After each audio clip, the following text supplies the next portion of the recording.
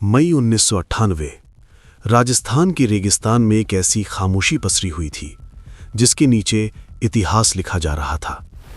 लेकिन यह सिर्फ वैज्ञानिकों का एक प्रयोग नहीं था, ये एक ऐसा राज था जिसे दुनिया की सबसे ताकतवर खुफिया एजेंसियों से भी छिपा कर रखना था। क्योंकि अगर ये राज समय से पहले खुल जाता तो भारत पर भारी आर्थिक प्रतिबंध लग सकते थे, राजनयिक दबाव बढ़ सकता था और शायद ये मिशन कभी पूरा ही नहीं हो पाता।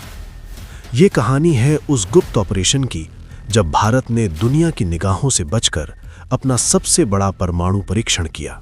1974 में भारत ने पहला परमाणु परीक्षण किया था, जिसे नाम दिया गया था स्माइलिंग बुद्धा। उसके बाद पूरी दुनिया सतर्क हो गई। अमेरिका और पश्चिमी देशों ने भारत पर नजरें और तेज कर दी, खासकर अमेरिकी जासूसी उपग्रह जो अंतरिक्ष से हर गतिविधि पर नजर रखते थे। अगर भारत फिर से कोई परमाणु परीक्षण करने की कोशिश करता तो ये उपग्रह तुरंत उसकी तस्वीरें पकड़ लेते।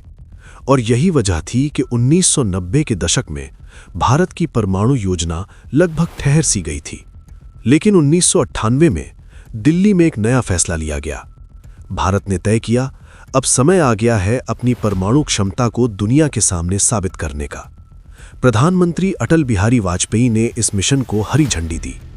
लेकिन सबसे बड़ी चुनौती थी इस पूरी तैयारी को दुनिया से छिपाना।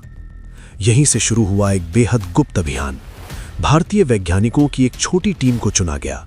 इस टीम में शामिल थे डॉक्टर APJ अब्दुल कलाम और परमाणु वैज्ञानिक डॉक्टर R चिदंबरम। इनके साथ काम कर रहे थे भारतीय सेना के इंजीनियर और पर्दे के पीछे सक्रिय थी भारत की खुफिया agency research and analysis wing. सबसे बड़ी चुनौती थी अमेरिकी जासूसी उपग्रहों को चकमा देना। ये उपग्रह हर कुछ घंटों में पृथ्वी के ऊपर से गुजरते थे और रेगिस्तान में जरा सी भी हलचल पकड़ सकते थे। इसलिए वैज्ञानिकों और सैनिकों को बेहद सावधानी से काम करना था। पोखरण परीक्षण स्थल को लगभग एक गुप्त सैनिक क्षेत्र में बदल दिया गया। वैज्ञानिकों को सामान्य वैज्ञानिकों की तरह नहीं, बल्कि सेना के इंजीनियरों के रूप में लाया गया। कई वैज्ञानिकों ने सेना की वर्दी तक पहन ली ताकि अगर कोई तस्वीर ली जाए तो शक न हो। रेगिस्तान में काम करने का समय भी खास चुना गया। अधिकतर गतिविधियां रात में होती थी, जब उपग्रह वहां से नहीं गुजर रहे होते थे। दिन में हर चीज को छिपा दिया जाता था। ट्रकों के निशान मिटा दिए जाते, खुदाई को रेत से ढक दिया जाता और मशीनों को जाल और जूट के कपड़ों से ढककर ऐसे रखा जाता जैसे वहां कुछ हो ही नहीं। ये एक ऐसा खेल था जहां हर कदम पर दुनिया की सबसे ताकतवर निगाहों को धोखा देना था। कई बार ऐसा हुआ जब उपग्रह के गुजरने की खबर मिलते ही काम तुरंत रोक दिया जाता। सभी लोग अपने अपने स्थानों पर स्थिर खड़े हो जाते, मशीनें बंद कर दी जाती और पूरा इलाका फिर से एक शांत रेगिस्तान जैसा दिखने लगता। धीरे धीरे जमीन के नीचे गहरे शाफ्ट तैयार किए गए। यहीं उन परमाणु उपकरणों को स्थापित किया जाना था। हर दिन के साथ मिशन और जोखिम भरा होता जा रहा था। अगर किसी भी क्षण ये राज खुल जाता तो अमेरिका और पश्चिमी देश तुरंत दबाव बनाते।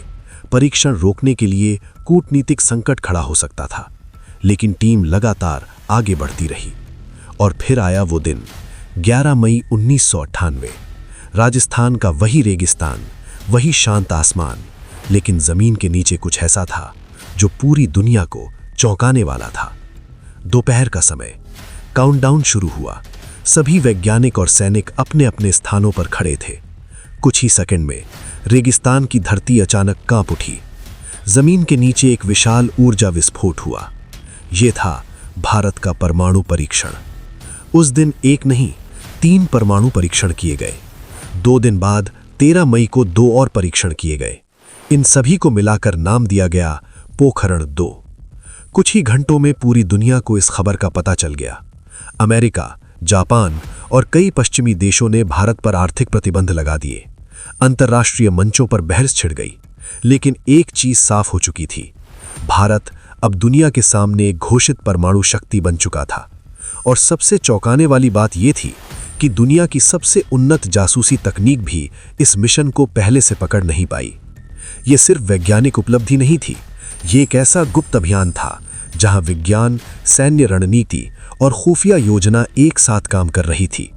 रेगिस्तान की उस खामोशी के नीचे सिर्फ एक परीक्षण नहीं हो रहा था, वहां एक देश अपनी रणनीतिक पहचान बदल रहा था।